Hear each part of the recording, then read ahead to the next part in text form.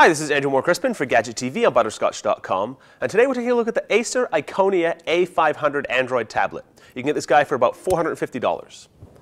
So first things first, we have a 10.1-inch capacitive touchscreen on the front here, reasonably bright and sharp. We have a 2-megapixel camera that sits in the bezel over here on the left. We would have rather seen it sitting in the top for video chat, but that really is a small complaint. And beyond that, there are no buttons on the front of the device, and that's because Honeycomb has included in its build software buttons here. So the lower, maybe, what is that, half an inch, I guess. The lower half inch here is actually dedicated to Android or to Honeycomb Functions. We can do things like go home, we can pull up multitasking, we can go back depending where we are in an application. If we tap over here, we can also get access to some settings you might want to change with just one tap. And if we tap again, it expands to a wider list. We can just do things like change the brightness, turn notifications on and off, and turn airplane mode on. Or we can tap here and go into the deeper settings. So we'll go home here.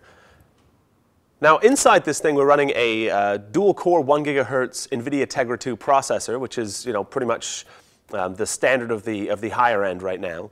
We have a gig of RAM, and we also have 16 gigabytes of internal storage, which we can expand via micro SD. We'll show you that in a moment.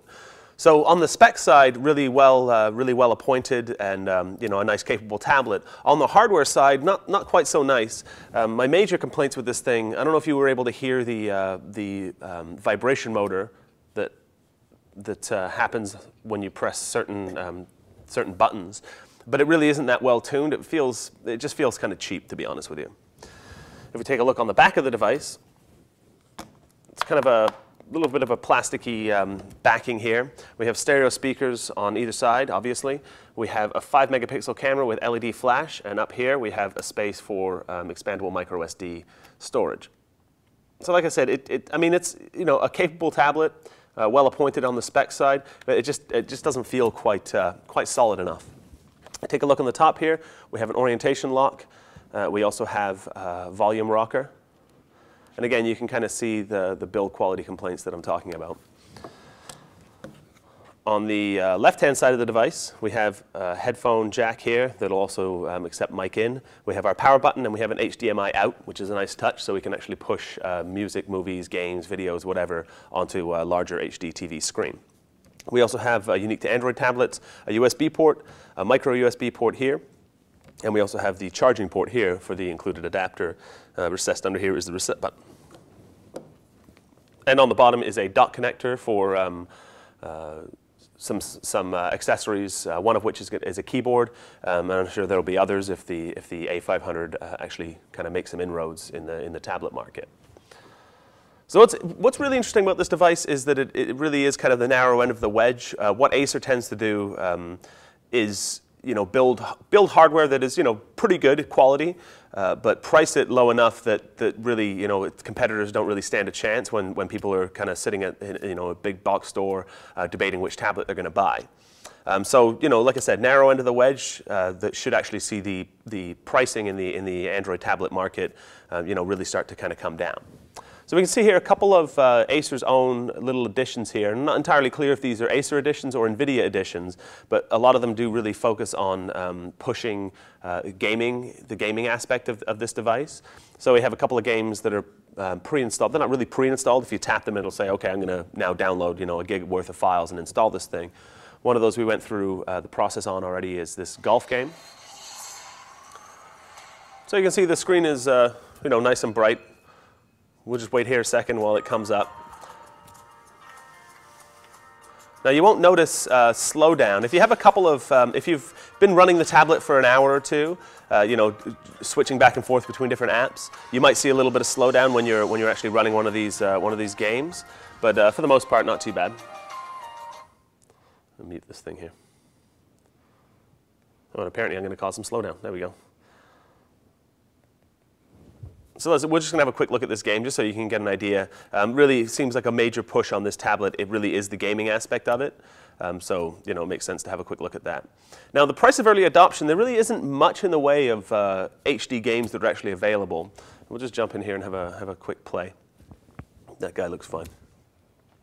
Like I say, not a great deal in the way of games that are currently available. Obviously, you have full access to the Android market, as this is an approved Android tablet. So you do get access to the full Android market, but really games that are tuned for the NVIDIA Tegra 2 processor and the NVIDIA GeForce GPU aren't really a great deal of those just yet. Well, don't go that way, dude. Come back here.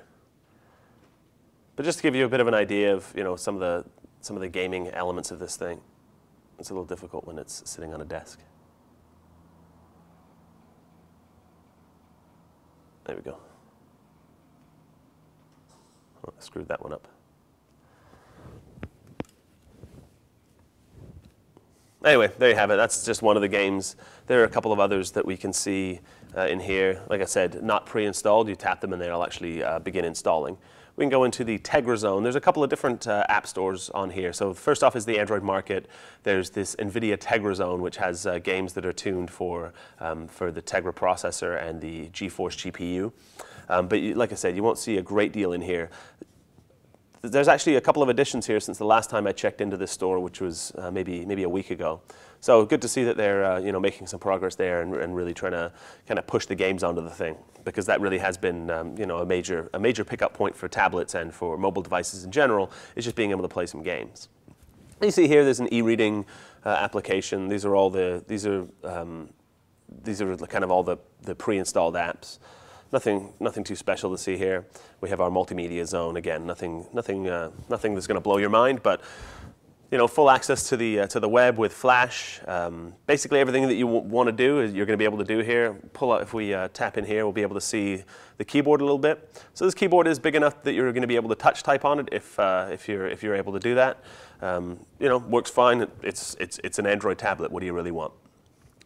So that's a quick look at the Acer Iconia A500. For Gadget TV, I'm Andrew Moore Crispin. For more sweet stuff, visit butterscotch.com.